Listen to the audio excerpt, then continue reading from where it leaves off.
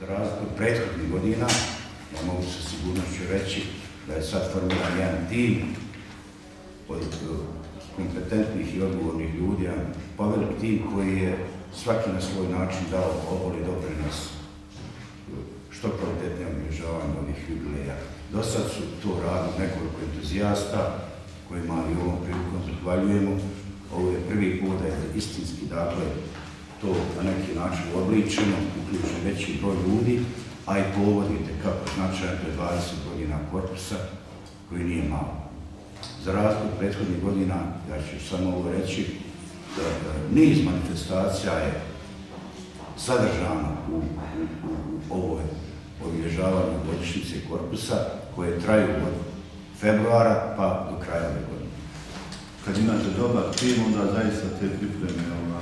i organizacija je protekla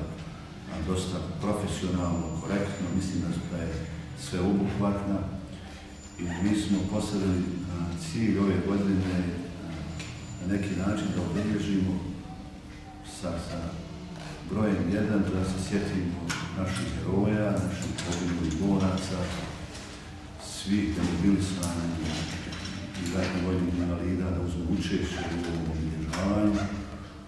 Želimo što više građana našeg kantona da uzme učešće u obilježavanju njihovog i našeg korpusa. Jedan od ciljeva, onaj što je vrlo važan, jeste da kroz organizaciju korpusa i obilježavanje Dana armije pošaljemo jednu poruku svim boračkim udruženjima, da idu kao ujedinjenju, a ne kroz politiku da se razjedinjuju i da slabe utjecaj i borbe i odbrane Bosne i Hercegovine,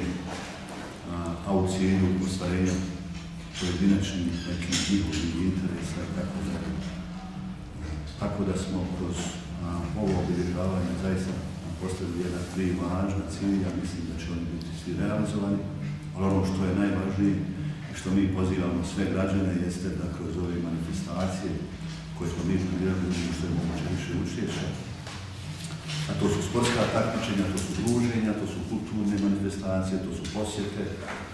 to je naša svečana akademija i sve ono što je planirano da se obilježi i normalno mi smo nastojali da posjetimo jedan dio naših suboraca, kad su pitanje porodice, kad su pitanje invalidi, a istovremeno da se družimo sa svima onima koji su prošli po sebi.